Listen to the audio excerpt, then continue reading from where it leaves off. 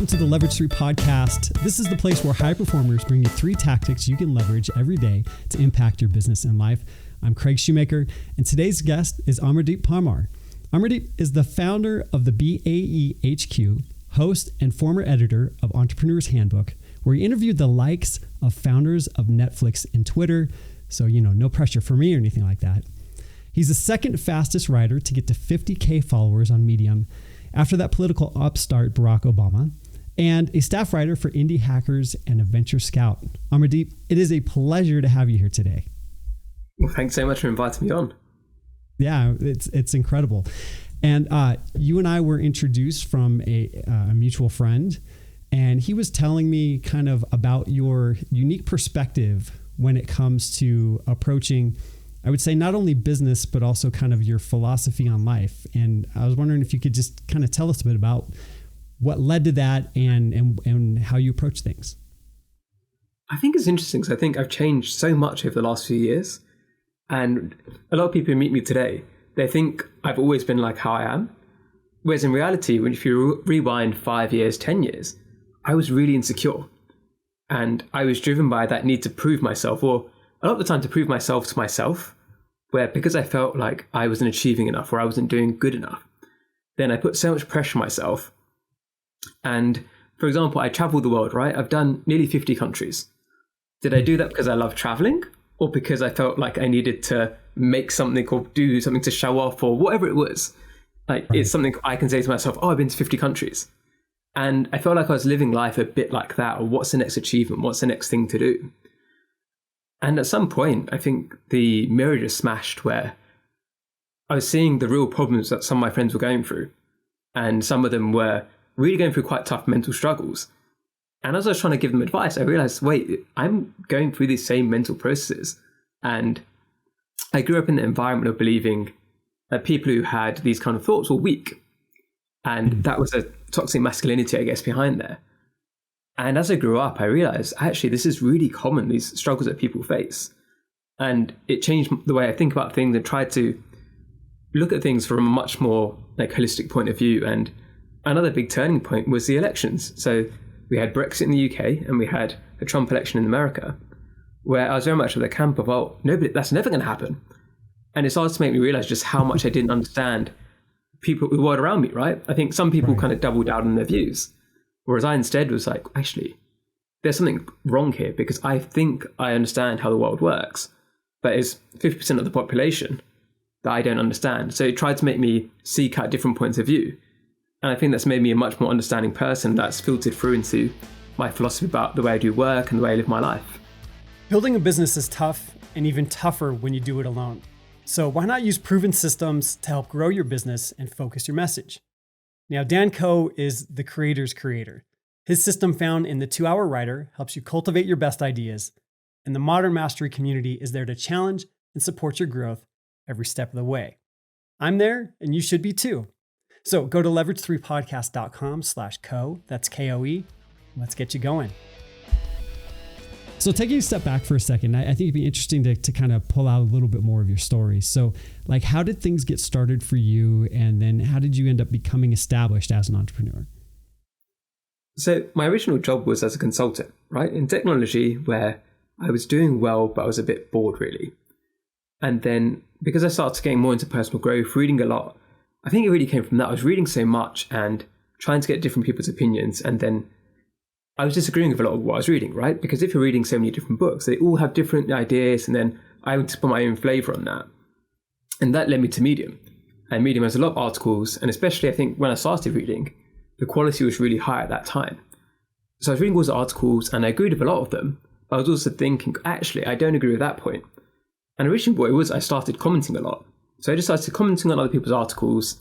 Never think I'd actually write an article myself. But it was December 2019 and you have the whole new year, new me. Oh yeah, next year I'm going to start writing. It's a productive little side hobby. Nobody's ever going to care, but it's something to focus my own mind and process my own thoughts. And there was never this idea that I'd ever work with myself. There was no big vision for this at all. It was just simply, can I put my ideas down? Can I process the way I think? But I got lucky. So my first ever article went viral. 100,000 people read it. And once that happens, first one, yep. Wow. And once that happened, you start thinking, oh, actually, and people ask me, how did you find your writing voice? And I didn't even know what a writing voice was, right? I just thought, oh, I just write how I talk, right? Right. And you get all these questions of people being like, oh, how long have you studied writing for? I just kind of did it. And you almost feel like that imposter. And obviously it doesn't work like that, right? So it took me a long time to actually have another hit again. But also the pandemic hit. So because the pandemic hit, I had way more time.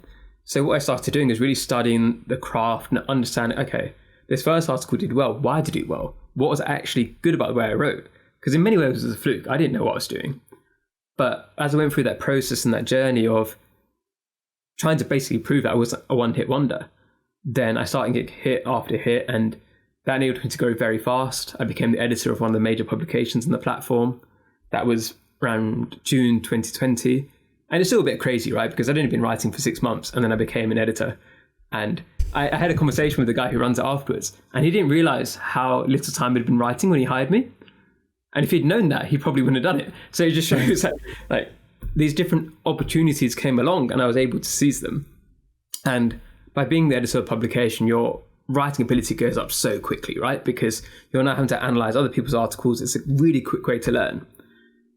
And even at this point, I was starting to beat my day job income on the side, but it still wasn't ever this idea I'd ever take it full time. I didn't have, my identity was, I was corporate, I was a consultant, I went to school, I got good grades, went to university, I got good grades, I went into a professional job, I got promotions. And this identity shift started coming about because I was realizing I'm enjoying what I'm doing on the side way more. I'm earning more from it. But I just couldn't take that plunge, and it took me a really long time to do it.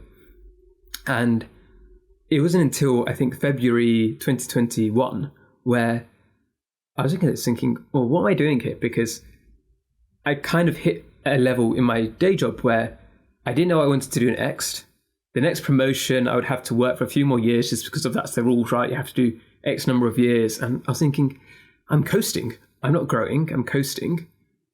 And this other thing I'm doing, this could really go somewhere. Who knows? And I'm going to regret never trying. And obviously this was around the time the pandemic ended. Well, didn't end, but things were starting to open up, right? We decided, yeah. Yeah. And I had a choice. During the pandemic, I didn't have a social life because you couldn't do anything, right? But then I had to choose between social life, my day job, and my side hustles. And the job lost because I could only do 2 out of those 3. Sure. And once I took it full time, I then started my own podcast, then started another podcast for Entrepreneur's Handbook, and that's one that has the names you mentioned there. And I started doing a lot of work behind the scenes as well with startups and helping them, because it's this amazing thing of once you've grown a public presence, people start coming to you, and it's all very surreal to me still. It's only been 3 years ago today. If you told me I'd be where I am today, it wouldn't have made any sense. I wouldn't have believed you. And it's riding that wave now, right? Like, I'm very lucky to be where I am. And obviously there is skill behind that, and I can admit that. But I took some opportunities that a lot of people just don't put themselves out there to get opportunities in the first place. And that's set all of this in motion. Now part of that came with, I would imagine your background of being a consultant, growing an audience, having people coming to you for advice or just, business strategy, things of that nature. That you're in a place where you're giving out advice, that you're kind of coaching and leading people. But I think part of what we were saying while we were off recording was that, you were sort of telling a story that maybe you weren't living at that moment. A lot of my work was about this idea of balance. And I think sometimes, the best thing for other people to do is, but it's really hard to take your own advice. And what I found is that I had all these ideas that would help me. And I'd use them for a few months, and then I'd stop using them myself. And I'd flip to something else. And you start making excuses for yourself, right? If it was my friend doing it, I'd be like, what are you doing? You're crazy. You need to stop working so hard. When it's me, I was like, oh, but I can do it. And I'll be fine. Right. And you make all these excuses. Sleeping, Yeah. And I was realizing that I was coming to different breaking points, right? Where I've been working myself for a while. I took on fairly big clients, like people who've got unicorn companies, whatever like that. And I was enjoying it all, But at the same time, one example I use is, like, cake is amazing, right? But if you're having 20 different types of cake every day, even though each one tastes good individually, it's too much. You can't handle it. You're going to be sick. And that's what's starting to happen to me. And I could be in denial for a while, but it was catching up for me. And the problem is I'm very self-aware. I know exactly what I'm doing wrong, but sometimes I just don't act on it. So I can tell you, I know exactly what I'm doing right. Even right now, I'm probably working a bit too hard.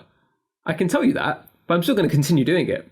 And that's why you need the people around you to look out for you. And I try to be as open and honest about that as possible, because it's other people around me can say, you need to step back, or you need to do this, because you can delude yourself quite easily, and the mind is really capable of doing that. And so what essentially happened is in July this year, that's when I decided, okay, I'm going to take a break. And I flew out to New York, and it was going to have a working trip in a way, because I was going to meet some of the people I'd met through the online world who I'd had chats with but never got to meet in person. So I could justify it as a business trip for my taxes and my expenses as well. And it was meant to be 10 days. On the third day out there, as I woke up in the morning, it was a Sunday morning, I looked at my phone, and there's a message that my dad had gone to A&E with COVID. And it was, well, I say A&E, it was resuscitation ward. So he was basically on the edge. So I then had to try and fly back as soon as I could. And while being in the air, not knowing what was going to be the situation when I landed. So what happened is that when I took this break back then, so that was July, so that's 5 months ago now, however long it's been, that was me knowing I needed a break. And since then, I haven't been able to take a break. So it's just all that stress and stuff is built up. That's still there underlying. And I'm now trying really conscious to address that and really practice what I'm preaching, where I'm still going, yes, because I think I need to just keep myself sane. But there's so many things that are going on behind the scenes that I'm trying to work out and trying to do things as healthy as I can.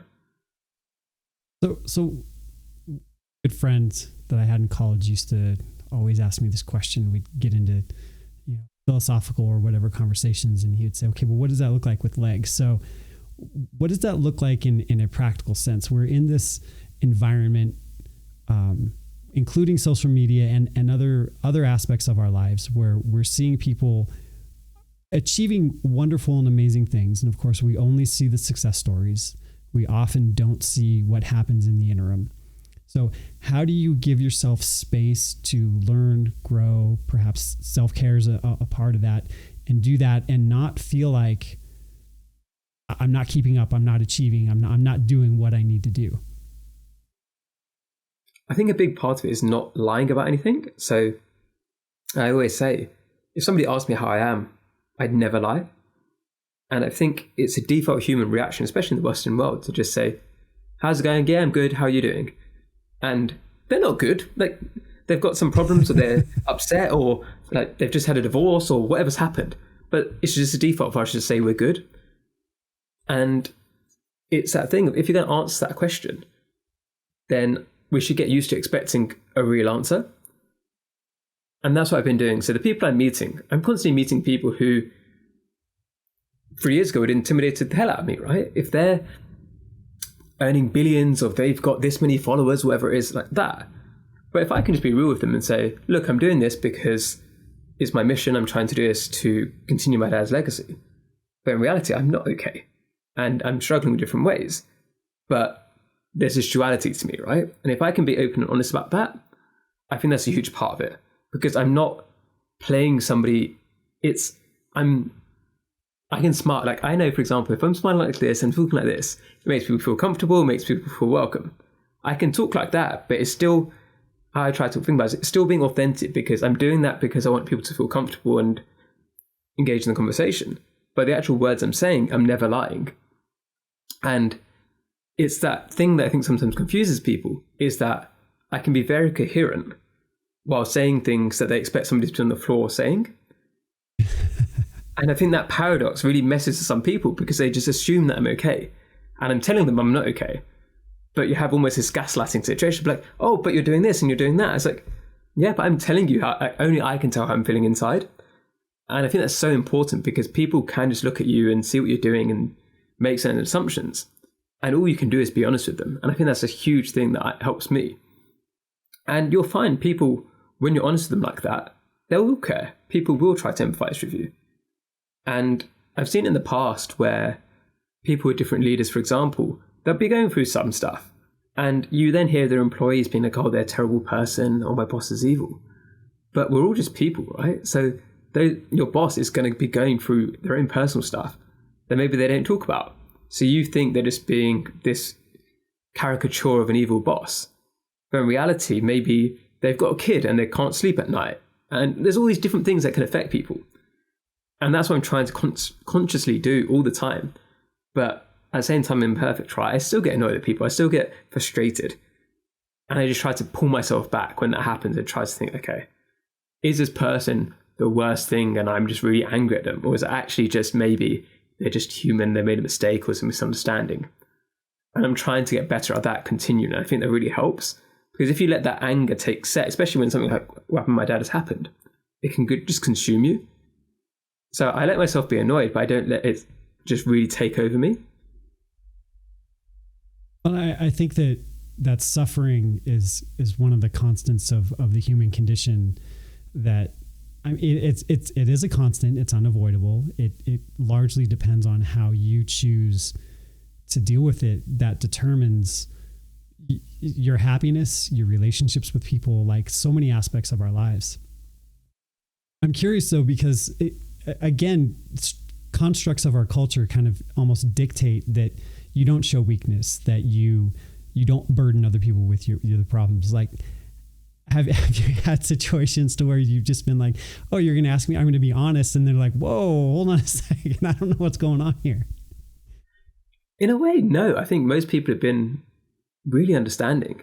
But I think what it is sometimes internalized, where, for example, if I need help, I won't mess with my friends because I'm worried that I'm going to be burdening them.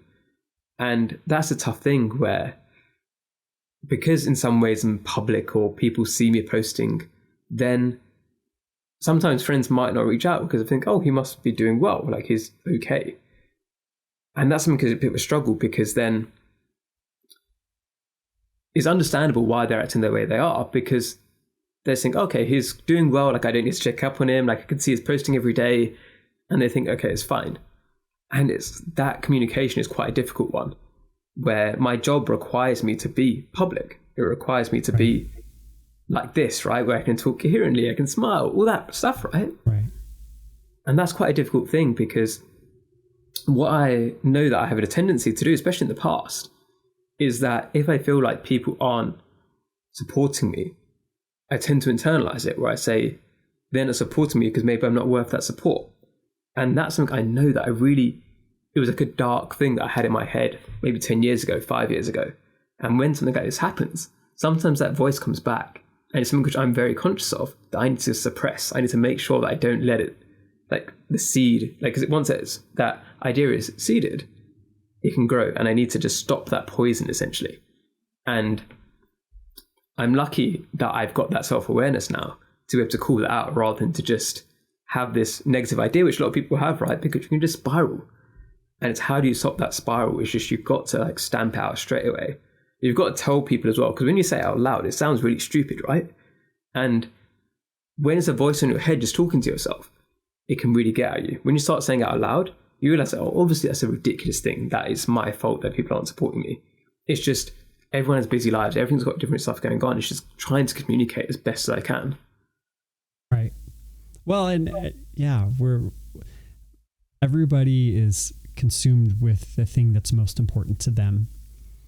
And so it's very easy to kind of spin up these narratives in our minds of, well, this person doesn't like me for some reason because they didn't answer an email for a week or something like that. I'm curious, as you, this seems like a muscle that you've developed. It probably, you're probably in a better and perhaps more healthy state now than you were a year ago, 2 years ago. Are there certain practices that you use in order to strengthen yourself, your character in this way? I think a lot of it comes down to really questioning myself. Why do I think this?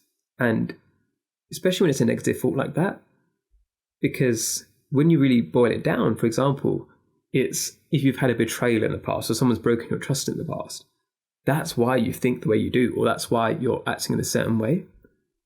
And a big part of it too is just looking at other people in this world and thinking, okay,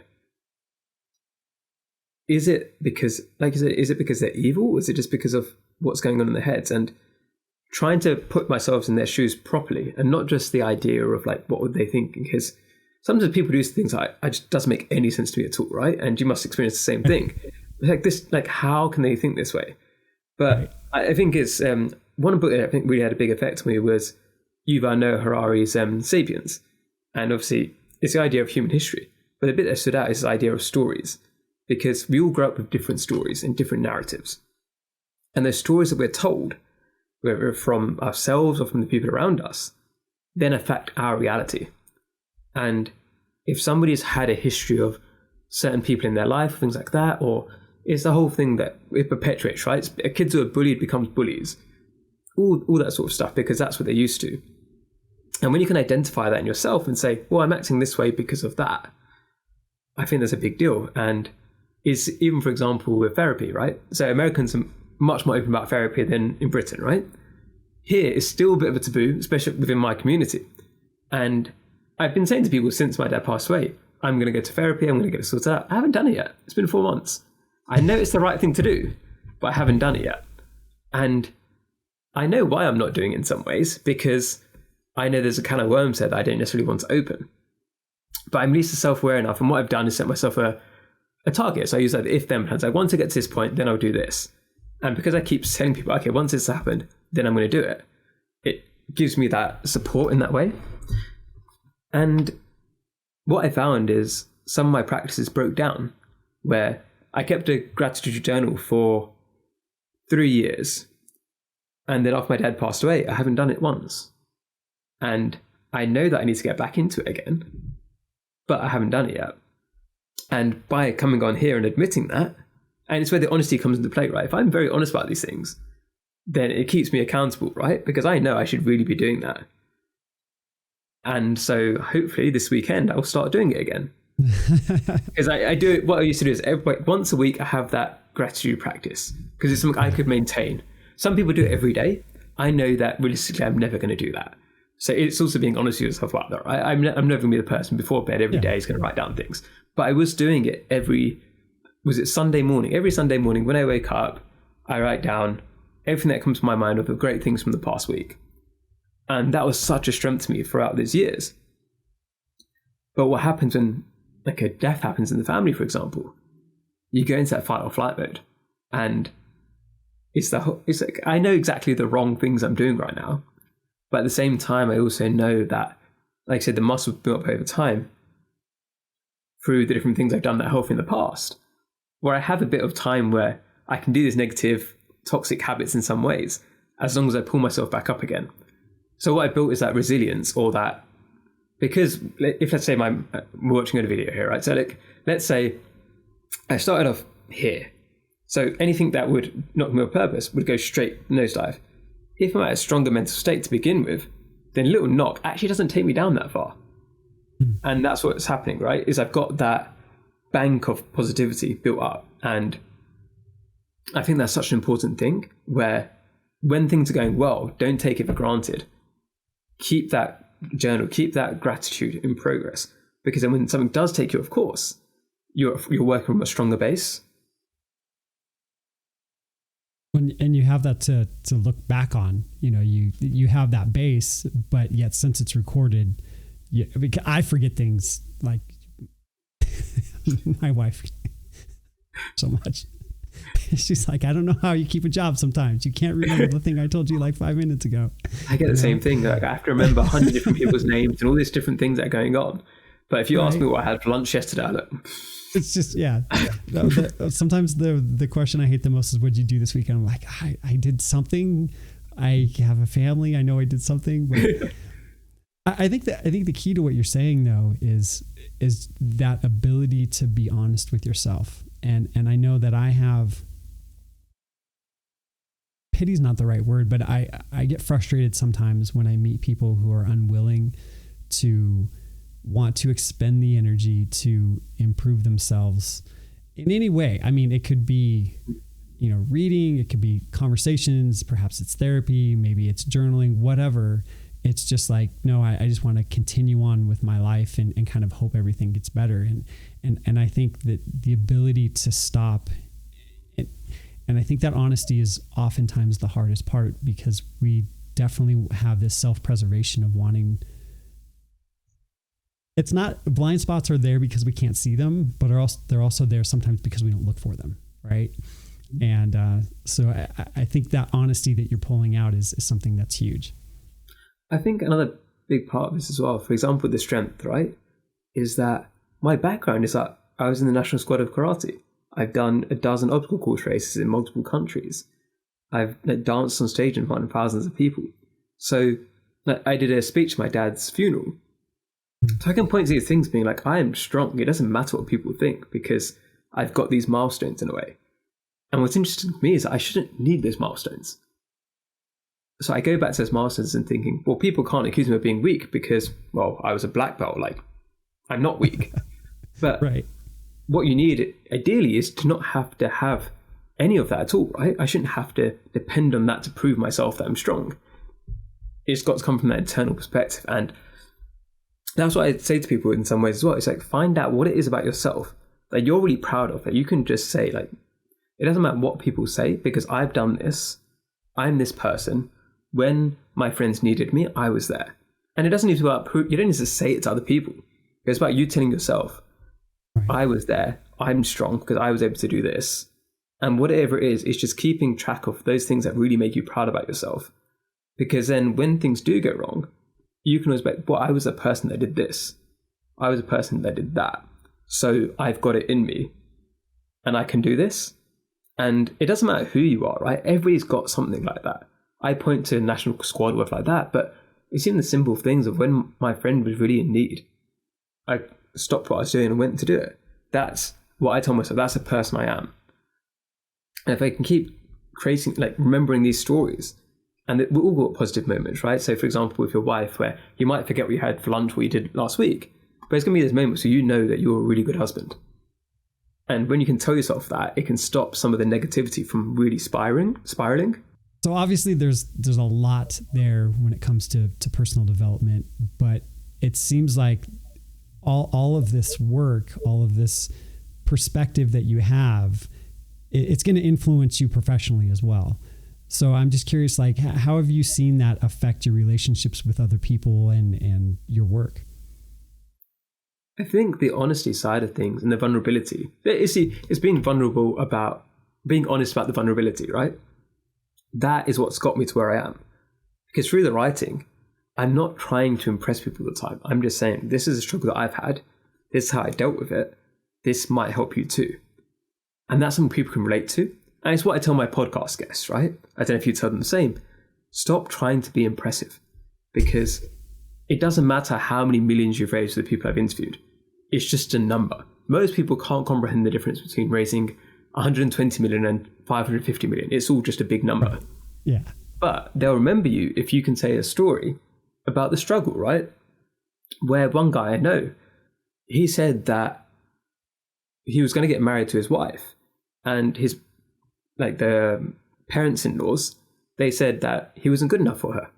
So he was driven by this need to prove that his company was going to do well, to show that his parents, that his father-in-law and his mother-in-law, that he was worthy of their daughter.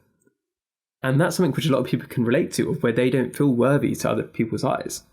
And even though his company's worth how many billions now, they don't care about the billions so much. It's like, oh, there's somebody who's had the same struggles that I've had, who's made it to this level. And a lot of people, I think, have this idea that you can't be successful if you have some of these doubts and these problems, where it's actually very common. And through my writing, that's what I try to do a lot, is just show, yes, I've got whatever followers were like that, but I'm still struggling. I'm still got all the human issues. And as soon as you lose that side of you, that's where you fail. As soon as you're trying to pretend you're perfect. Like, I can't learn from somebody who's perfect because I'm not perfect. I can learn from somebody who's messed up and, like, well, not necessarily messed up. I'm not putting myself in the messed up category, let's say. But People are dealing with human issues, right? Everyone's got the same worries and the same imposter syndrome, all that sort of stuff. And that's how I think professionally, whether it's through the writing, whether it's through podcast guests, whether it's through connections in my network, it's because I talk to people like that. Whereas I had somebody the other day who introduced themselves as, "Hi, I'm an award-winning entrepreneur and best-selling author." And I was just like, "Oh, I don't even want to talk to you." Like, seriously? That's how you introduce yourself? Not like, "Oh yeah, you just think, I think, I don't know if it's just a different cultural thing. And obviously people get very successful by acting in that way. So that's them. But I've always found the people who are most successful I talk to, they're the ones who are the most humble. And yes, they say about their achievements, but they say in a way where it's not looking down on you, saying, okay, because I did this and I had these problems, it means that if you've got the problems too, then maybe one day you can do what I did. And I think it's made, because there's a lot of people who've written, right? A lot of people who write and they do well and they get a following, but they maybe haven't had some of the opportunities that I've had because they're writing things that they think people want to hear rather than who they are. Mm-hmm. And I've made that jump from writing to podcasting into the other things I'm doing because the common thread is me. It's my personality. And if you're just doing content or you're doing things because you think that's what people want rather than it's what you care about, that's what's it sets a ceiling for where you can get to. And you don't get as many opportunities, I think. Because you're coming from a place from identity. This is who I am. This is how it influences the work that I'm doing, rather than here's how you're going to make your next $1,000 writing on Medium or something. Yeah. And even then, a big part of it too that I always say is your identity changes over time and not being afraid to admit that. Where if you can admit some people are really scared about changing their niche or saying about how they're a different person. I'm a totally different person to before my dad passed away even, right? So since my dad passed away, I've set up a new organization which is helping people from my community, entrepreneurs in London, or in the UK. Because what I was finding, I was doing so much work with America, but there's this disconnect, right? Because everything I was doing in America is flashy, right? It's great for me to tell people I've interviewed the founders of Netflix and Twitter, right? It makes me seem important. Yeah. But in reality, I'm not best mates with them, right? I can't just give them a call, be like, hey, like, right. Do you want to go to the pub, right? I can't do that. But in my local area, I can create that kind of environment where people feel safe. People come to me for advice, or I can connect other people together where they become friends. And I want to create that longer term impact, which I think is something I can do here. Whereas some of the things I'm doing more globally, I've had people message me about how this article has changed the way they think and have been for a hard place and how much it matters to them. But having that impact versus seeing that impact and knowing you meeting people who've had where it's just, I think it's a different feeling. And that's maybe my own personality, where the in-person side of things and seeing people and knowing the effect and they know people I know, things like that, that helps me a lot, I think, rather than it being a virtual thing where I can't actually see the impact or can't see what's going on.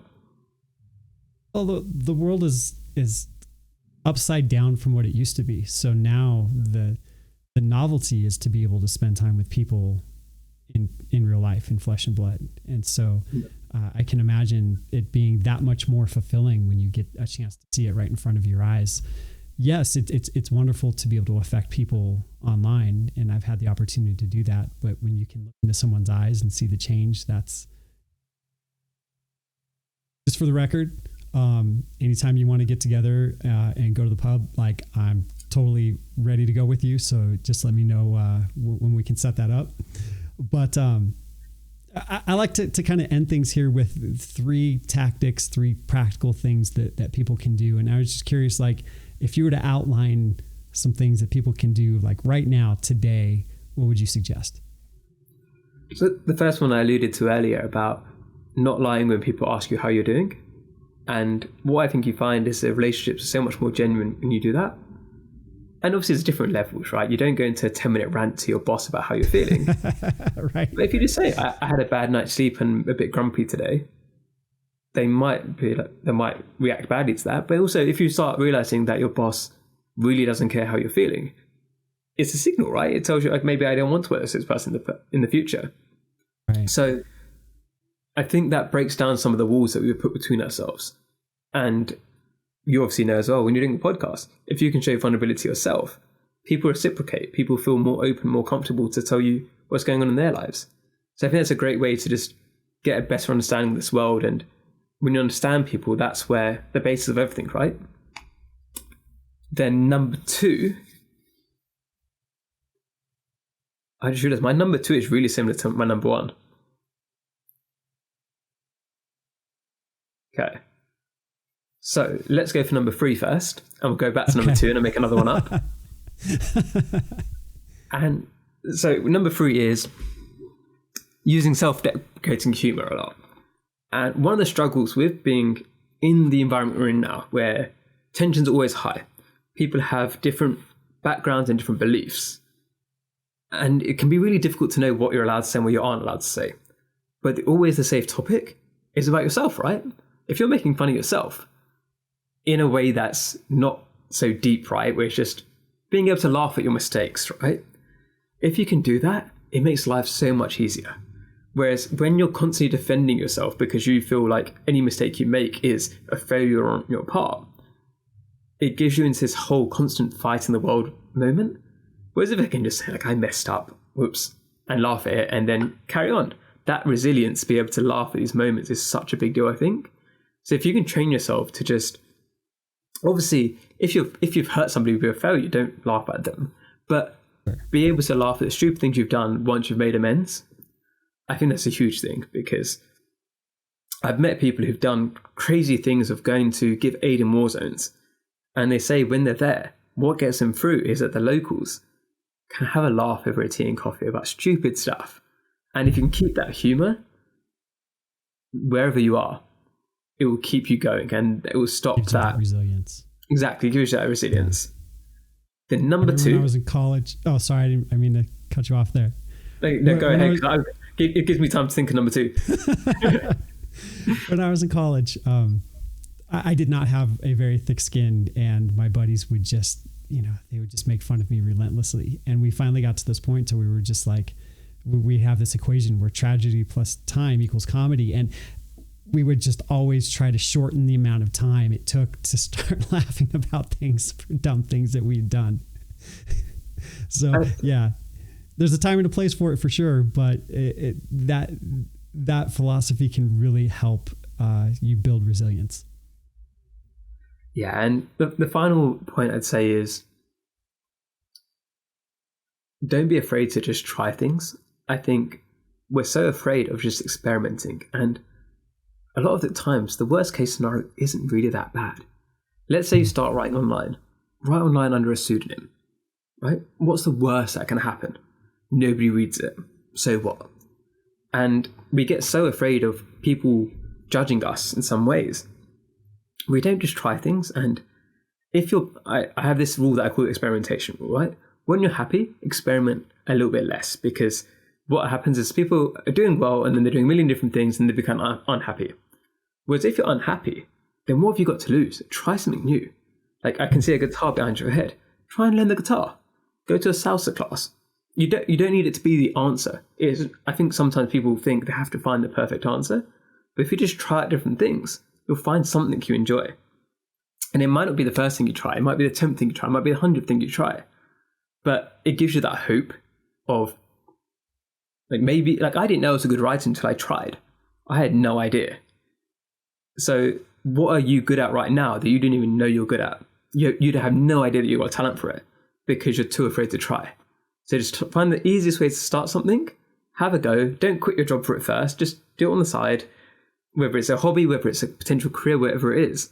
Find out if you enjoy it. The only way to really find out if you love something is to test it out. And if you do that, like, you'll find whatever makes you happy. That's awesome. Man, thank you so much for spending this time with me today. I really do appreciate it. Thanks so much for having me. I really enjoyed it. Hey, thanks so much for being a part of the show today. Now, the worst thing we can do is let all this wisdom pass us by and not act on it. There's so much more to the show, but you'd be missing out if you don't subscribe to the newsletter. This is where you start to leverage these tactics that you've heard in the show in a very real way. So go to leverage3podcast.com and you can join right there on the homepage. Also, please feel free to reach out to me on Twitter, where I'm at Craig Shoemaker. I'd love to hear from you. I hope you have a great day. Find someone to love, find someone to forgive, and find someone to encourage today. Thanks again, and I'll see you here again soon on the Leverage 3 podcast.